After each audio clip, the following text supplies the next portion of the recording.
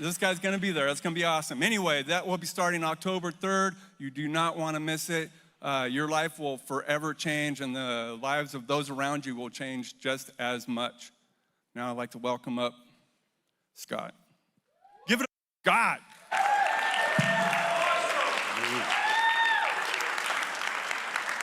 Hey, good evening. My name is Scott, grateful believer in Jesus Christ. I'm in recovery from sex addiction and compulsive overeating.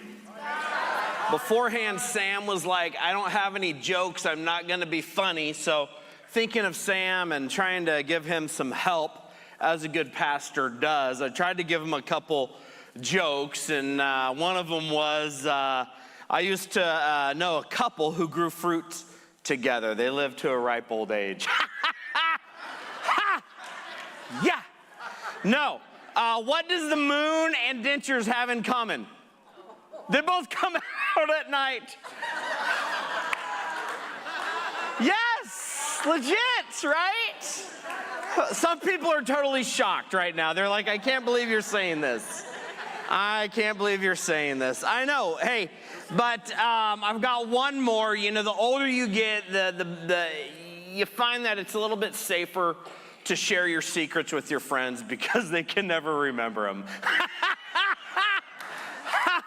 I'm going to get emails on that one. But anyhow, hey, I'm glad to be here. And we are talking tonight, our lesson is on why the 5. And why the 5, great questions for safety. Safety is huge for us. It's huge for somebody who's an addict, who has literally had to live their life worried about getting caught, worried about when's the next foot gonna fall, all that kind of stuff. When's the cop gonna round the corner, all that kind of stuff that gets them in trouble. And so they need a safe place that they can be open and honest, where they understand that they're gonna not be judged or condemned for their behavior. And the co-addict or the codependent needs a place to know that there's a place that they can share all their anxiety and worry and frustration and hurt and pain and all the things that they're going through without any repercussions as well. And that's why at Big Valley, through the Celebrate Recovery program, we really hold to the 5 guidelines when we go to our open share group. Next week, I think it's October 1st, if I'm correct. Am I right on that date? I think we're going to have Pastor Joel Boone in here sharing his testimony.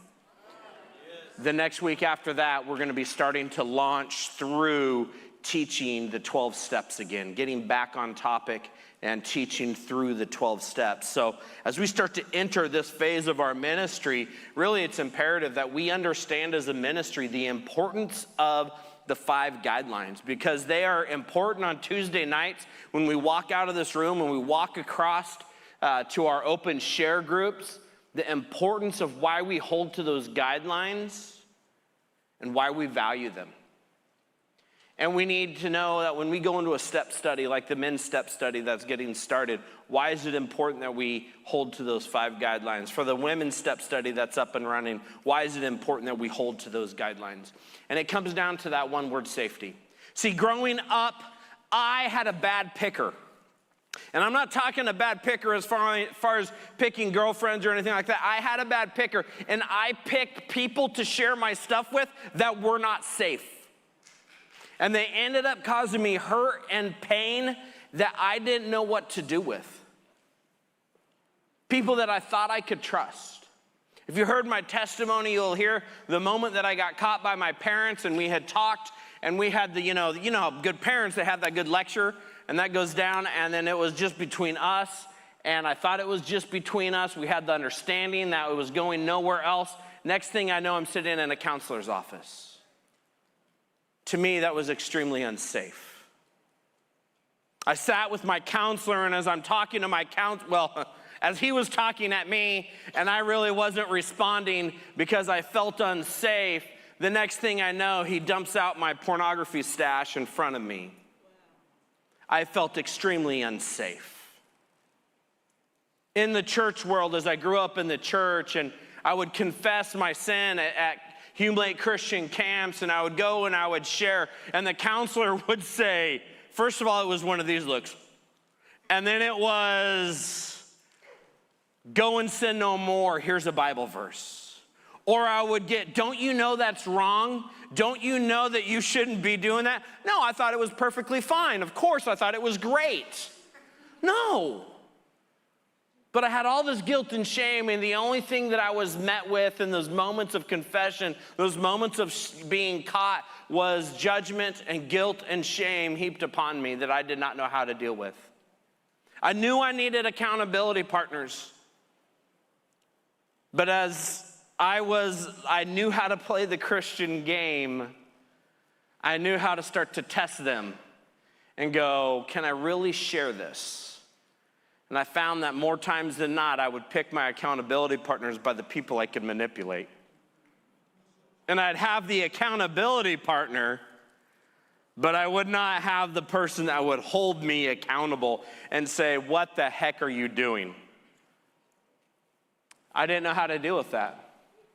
Even later in life, when I got engaged to my wife, I even tested her. And I said, well, I struggled with pornography, not giving her the full truth, just to see how she would respond. Because I couldn't handle the rejection, I couldn't handle the hurt, I couldn't handle the pain, to be 100% honest. And that caused more pain down the road, by the way. So don't do that. People growing up, as my personality, I used to have a lot more fun and joke around and all that kind of stuff growing up. And my personality was one that was pretty fun going, and people would joke with me, and then it became joking with me to joking at me. And sometimes people think because of my nature that they can come and they can joke, but when they joke, sometimes it's at me and it hurts. And then I get ticked off. And in my addiction, what I learned growing up was shut up, put the mask on, we'll take care of this later through my addiction. And so that's called eroticized rage. I would take that anger, I would take that hurt, I would take that pain, and I would use that to fuel my addiction, to look at pornography or to go and fuel my pizza eating or my cheese eating or my donut eating or whatever else I decided to eat, except I guarantee it wasn't lettuce. Right? I needed a safe place, and it was not until I walked into the rooms of recovery that I ever found a safe place. It was not until I walked into the Ark, which is the big onion in the back or the big garlic in the back where Celebrate Recovery first got started here, and I walked into the east wing upstairs in one of those rooms, and I sat in a room with guys, and they all started to go around the circle and share why they were in recovery, and it got to me, and like my good friend Lance will say, are we really doing this? And I went all in, and I said, I'm Scott, I'm a grateful believer in Jesus Christ, and I struggle with sex addiction. And they said, hi, Scott. No judgment, no Bible verse to decapitate me, no fixing, nothing. And they listened to what I had to say. And when I got done talking, they did not respond.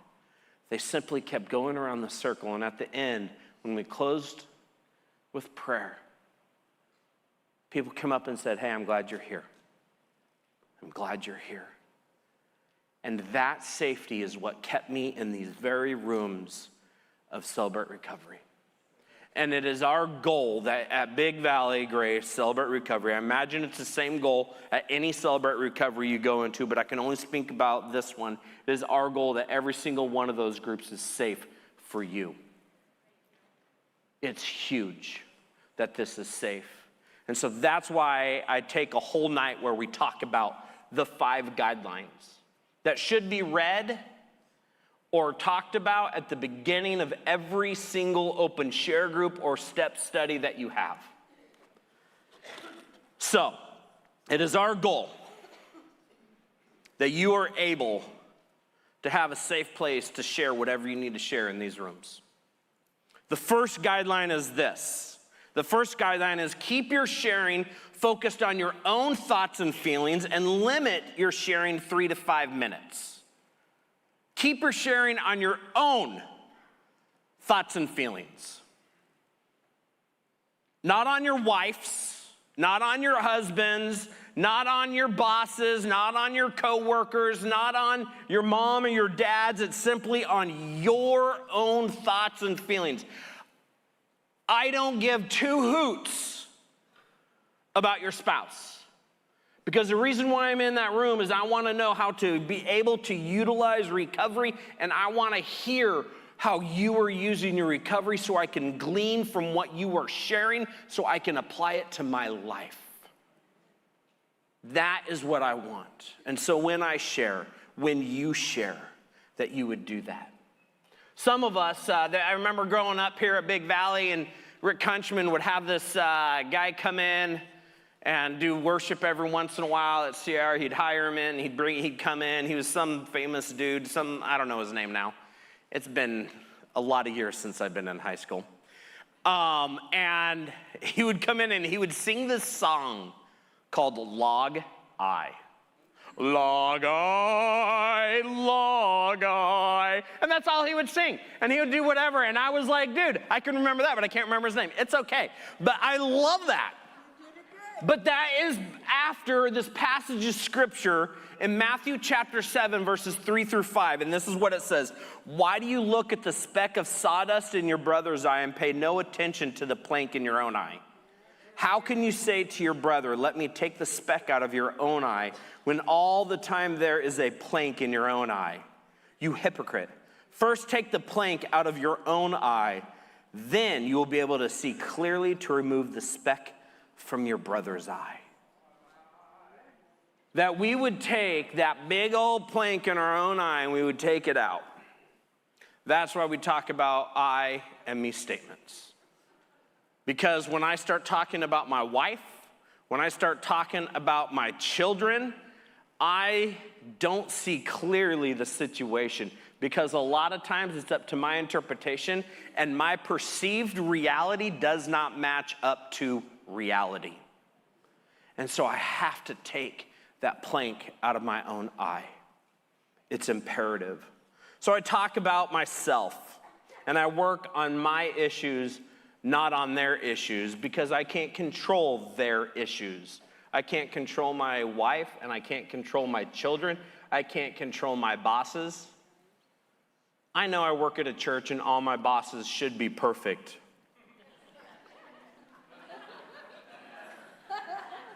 But as you will hear next week through Joel's testimony, that's not necessarily true, right? How do we do this? By focusing on our own thoughts and feelings, where we use I and me statements.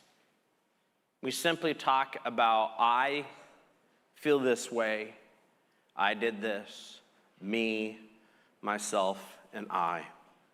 That's huge. So it's not a time to tell stories, if that makes sense. It's not a story time. I love telling stories, and I can tell stories forever, and I can distract, and I can use up my whole 5 minutes and not really get into anything about recovery at all. Like, heck, I do it up here when I'm teaching lessons practically, right? That's the way it is. But as an example, watch this video. Like sand through the hourglass, so are the days of our lives.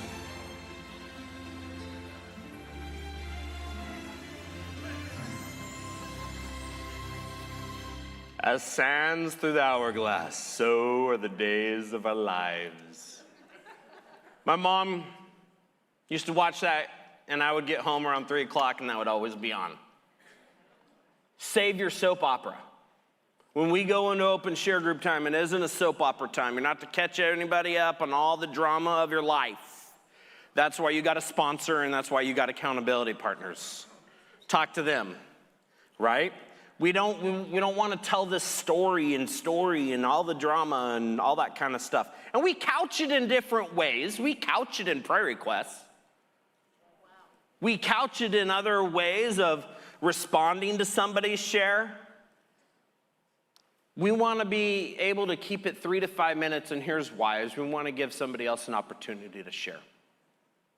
I grew up in the church and was blessed by that, but in every group, there was always that one person that would talk the whole time. Anytime that somebody asked the question in that small group, there was that one person, I got the answer, and they would talk and talk and talk, and they monopolized the whole time. That doesn't give anybody else the opportunity to share. We want to give everybody in that room and in that circle an opportunity to share. And so we do that. That's why we keep it short, 3 to 5 minutes. There's a comedian by the name of Brian Regan. And I love the guy. Praying for his soul, but love the guy. But he does this bit about the me monster. And sometimes we get so self-centered that when we start to have when people start sharing around us, we can't help but having that me. We want to talk about me. Everything's about me. Right? Or if you're, I don't know, maybe it's the circles I run in, the one-up guy.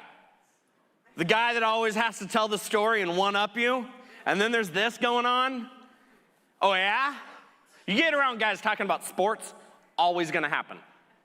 In high school, I had this sack. Oh, yeah?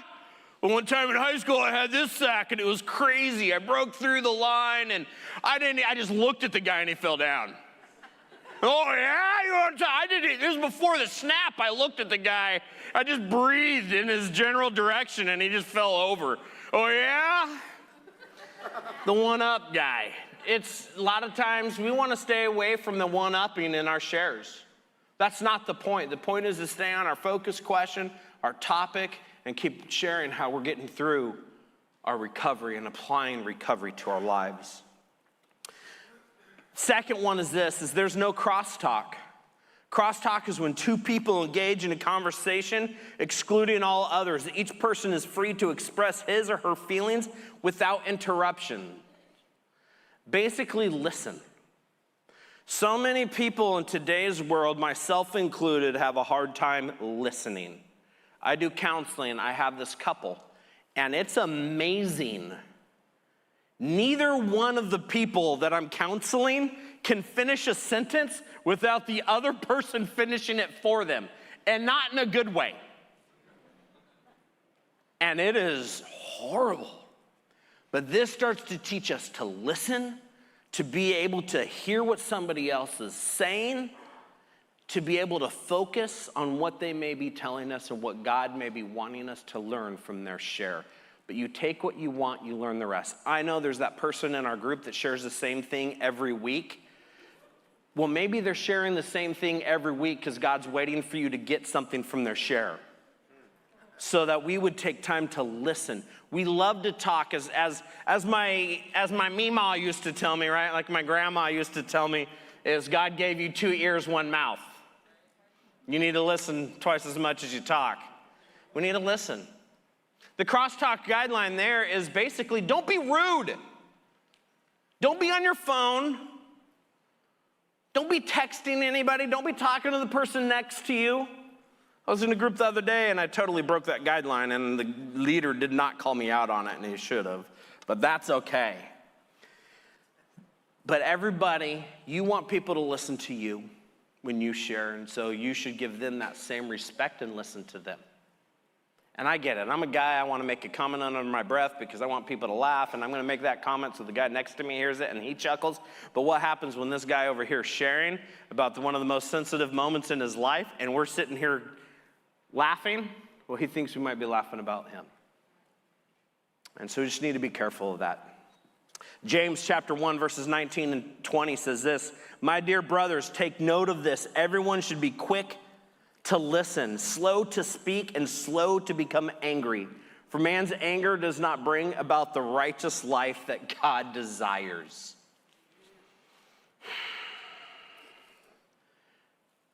When we are listening to them, what it does is it teaches us not to react and to respond and to deal with that compulsive desire to say something. Oh. And then you got to interrupt. It helps us start to deal with that. And if you have that compulsive desire when somebody's sharing something to interrupt or to share, or maybe that's a sign that there's some recovery work that needs to continue to be done in your life. Then there's the big topic of what happens when someone in your group starts crying. If you're a guy, we don't cry, we just sweat through our eyeballs. It's okay. But if what happens with the crying? Well, here's the reality. Crying is healing. Crying is a great moment. I try not to interrupt people when they're crying, but I also understand sometimes when they're crying, I get that not so cute face. It contorts. It's okay. It's okay to give them a Kleenex. It's okay to put your arm around them. It's okay. It's okay to do that.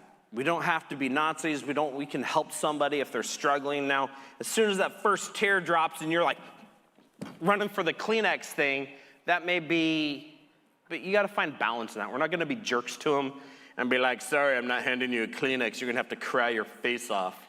We're not doing that, right? We want to be sensitive to people, but we also have to be comfortable with other people crying around us.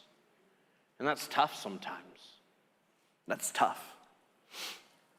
3, we are here to support one another, not fix one another. This keeps us focused on our own issues. That's huge. That's huge. So we're here to support one another, not fix one another. Everybody, it's like, man, reality is just like, I'm not going to say it. Everybody's got an opinion. That's just reality. Proverbs 18:2, a fool finds no pleasure in understanding, but delights in airing his own opinions. We all have opinions, and they stink most of the time. That is a reality. So we're all broken, and we got to let God do the work. Nobody walked into these open share groups and into these rooms perfect and fully knowing everything. That's not how it works. That's not how Celebrate Recovery works. We did not come into these rooms on a winning streak. We came into these rooms on a losing streak. And so when people are here and they're sharing and they share something and, I got the answer. And we want to share that answer because we're good people and we know how we can solve all their problems for them. It'll be great. We're going to ask you to put that arm down and you let them do the work that they need to do for that process. And sometimes they just got to share because that's part of the healing process in their life. But we're all broken. Some of us have a verse for everything and we want to give them that verse of the day. Oh, you're stressed? I got this great verse. Be anxious about nothing, but in prayer and supplication, present your request before the Lord, right? We want to share that verse because it's helpful. And here's the reality. It is helpful. But in the middle of open share group is not the time to share that verse. It is not the time.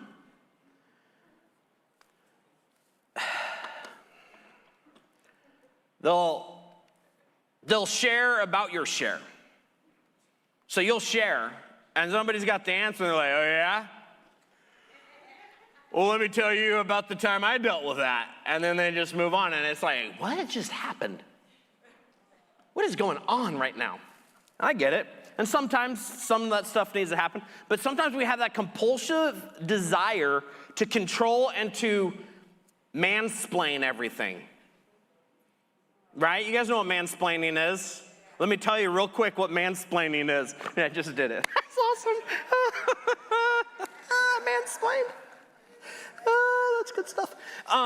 Here's the deal. If you have that compulsive desire and that burning desire and you're able to put that arm back down and your hand back down in your pocket and listen for their 3 to 5 minutes, and then you get done and you close with a serenity prayer and you guys are leaving and you still have that burning desire, there's a great opportunity. It's Solid Rock Cafe, and so you go, hey, can I get you some cake? Can I buy you some cheesecake? Can I get you one of the free cups of coffee we have? And you go, hey, you shared something tonight, and can I speak into that? And then now you're instead of intruding into their life, you're now asking permission, and they're more open to listen to maybe some of the wisdom that you may have. The fourth one is this, is anonymity and confidentiality are basic requirements. What's shared in the group stays in the group. The only exception is when someone threatens to injure themselves or others. Anonymity, confidentiality. Who we see here, what's shared here, stays here. Here, here. That is huge. Some people like me, I don't care. I'm gonna be walking out in public and it's okay. My story I always tell is after working out at the gym, there's this guy in the locker room and I'm changing and he's talking about, he got his 60-day chip or something like this from NA, and then he turns to me and there's like 15 guys in there. He turns to me and he goes, hey, you look familiar. I go, yeah, I've seen you around. And he's like, oh, I know you, you're that sex guy. I have never cleared out a locker room quicker. They're gone, out of there, right? Here's the thing, for me that's okay. There's some people that know me, but there's other people that don't want to be known by Celebrate Recovery, and that's okay. They don't want to be known as somebody who goes to meetings. That's okay. We respect their anonymity and their privacy. The confidentiality, we don't share what is talked about here. People, I don't know if you know this, because a lot of people go to my wife and they're like, well, I told Scott, and you guys think because I'm married to Christine, my wife, that I go home and I talk about everything you guys tell me. No way. First of all, that would require me to remember it. Second of all, that is a lot to share. Guys, the confidentiality is huge. I grew up with a mom who, when I got home, this was before Life 360 and all the Find My Phone apps. She would be like, where'd you go? Who was there? What specifically thing did you do? What was everybody wearing? Where were they sitting in the room? And I would have to give a detailed list of exactly what happened, and it was an interrogation. I had to learn real quickly when I got into recovery, it's not my story to tell. That phrase will help you. When somebody starts asking you about something that somebody shared here or whatever, it's not my story to tell. Hey, tell me about that testimony. Not my story to tell. Hey, was so-and-so there? Not my story to tell. Even Pastor Rick, when he was senior pastor here, he would be like, hey, is so-and-so going to CR? And Scott Miller and I would be like, we can neither confirm nor deny sharing anybody that comes here. And there's been times that I've shared something that I didn't think was blowing anybody's anonymity, but I knew it was. I knew later that it did, and I had to go make that right. Of the 5 guidelines, this is the one we take most serious, and if that gets broken, those are the people that maybe we would ask to not come back until they can hold to that. The 5th one, as I move quickly, is offensive language has no place in a Christ-centered recovery group. That we would be able to keep that stuff, and we would be able to not share offensive things in our group. That goes from oversharing, that goes from graphic sharing to language. Sometimes that graphic sharing is what we would call verbal exhibitionism. So they're gonna describe the events in detail, and you got a bunch of addicts in that room that now they're going, whoa, where exactly was that? And what did you, oh. We don't get into that. We stop that. Ephesians 4:29, do not let any unwholesome talk come out of your mouths, but only what is helpful for building others up according to their needs, that it may benefit those who listen.